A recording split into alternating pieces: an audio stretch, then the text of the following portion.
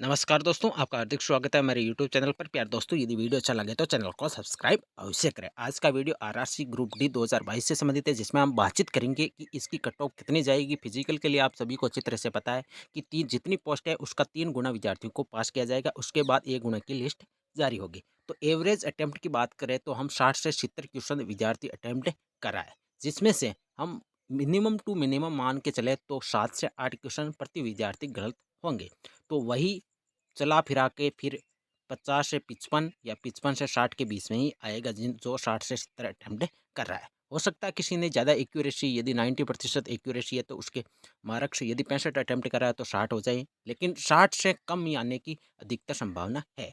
और कई विद्यार्थी ऐसे हैं जिनकी अच्छी तैयारी थी, जो बैंकिंग लेवल की तैयारी कर रहे थे, उनके अटेम्प्ट 75 या 77 80 तक चले गए हैं, लेकिन 80 से अधिक मेरे हिसाब से बिल्कुल कम विद्यार्थी है जो अटेम्प्ट कर रहे हैं। वैसे तुक्के लगाने वाले 90 भी कर सकते हैं, वैसा नहीं, लेकिन जो रियल के अंदर क्वेश्चन कर रहे हैं, क्योंकि यदि पैटर्न, यदि क्वेश्चनों को हम देखें तो बहुत हार्ड आ रहा है। ठीक है दोस्तों, कौन से जोन डेंजर जोन है तो आप सभी को अच्छी तरह से पता है, जिसमें अधिकतम पिछली बार की कट ऑफ ज़्यादा गई है और इस बार यदि फॉरम उसमें ज़्यादा है तो वो डेंजर जोन है, आप सभी को पता है। इसमें यदि हम बातचीत करें तो मैंने एक तो नॉर्थन रेलवे है जो दिल्ली है, वो भी एक डेंजर जोन है। विसी NWR है जिसका मुख्यालय आप सभी को पता है कि जयपुर है।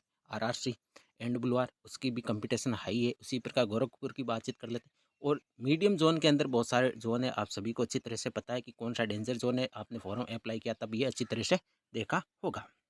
कौन से जोन में सबसे कम कट ऑफ जाएगी तो वो तो फाइनल रिजल्ट आने के बाद ही पता चलेगा। वैसे फॉरम कितने हैं उससे कोई ज़्यादा लेना देना नहीं रहता है, कि क्वालिटी स्टूडेंट कौन से जोन में के अंदर ज़्यादा बैठे हैं वही डिपेंड करेगा। जिन्होंने ज़्यादा क्वेश्चन अटैम्प्ट किए वहाँ कट ऑफ ज़्यादा जाएगी, और जहाँ क्वेश्चन अटैम्प्ट कम किए और एक्यूरेसी भी कम है तो वहाँ जाहिर सी बात है कट ऑफ कम जानी है।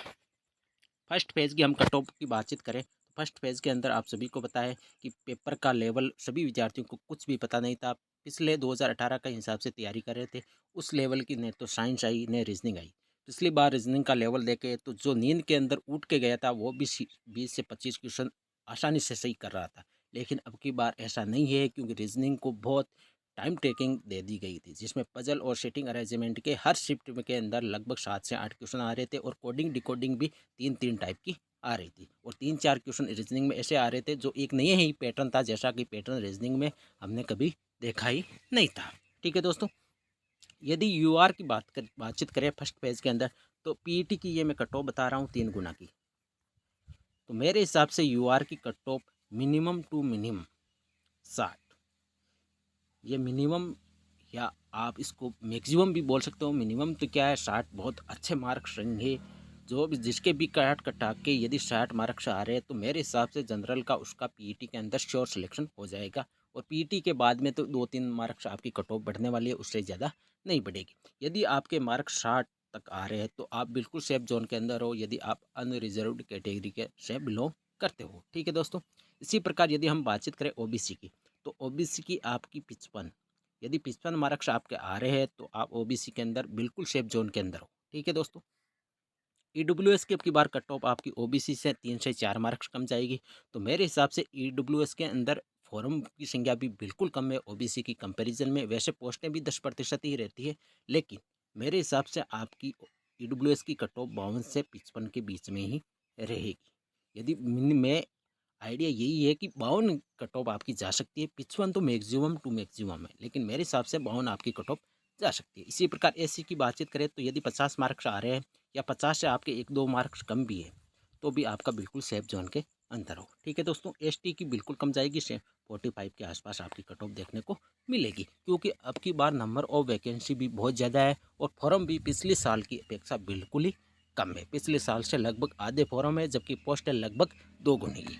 ठीक है दोस्तों, सेकंड पेज की हम कट ऑफ की बातचीत करें तो सेकंड पेज के अंदर आपकी कट ऑफ 2 से 3 मार्क्स बढ़ेगी। और इसका सबसे बड़ा मैं रीज़न बता देता हूँ कि जो साइंस आ रही थी उस हिसाब से विद्यार्थियों ने साइंस अच्छी तरह से तैयार कर ली, क्योंकि 15 से 20 दिन का टाइम मिल गया था, तो साइंस अच्छी तरह से प्रिपरेशन कर लेगी, जिससे जाहिर सी बात है 2 से 3 मार्क्स आपकी कट ऑफ देखने को मिलेगी। तो सेकंड फेज के अंदर वैसे यदि पैटर्न पेपर का हार्ड आया है तो कट ऑफ बिल्कुल नहीं बढ़ेगी, लेकिन यदि वही पैटर्न रहा है जो फर्स्ट पेज के अंदर है तो आपकी कट ऑफ 2 से 3 मार्क्स बढ़ सकती है। तो ओवरऑल यदि हम बातचीत करें तो जो मैंने फर्स्ट फेज की कट ऑफ बताई है उसमें से आप +2 मार्क्स मान के चलो सेकंड बैच की आपकी कट ऑफ उतनी ही रहने वाली है। ठीक है दोस्तों, तो ये थी आज की वीडियो। यदि वीडियो अच्छी लगी तो चैनल को सब्सक्राइब अवश्य करें और ज़्यादा से ज़्यादा इस वीडियो को शेयर करें। थैंक यू दोस्तों।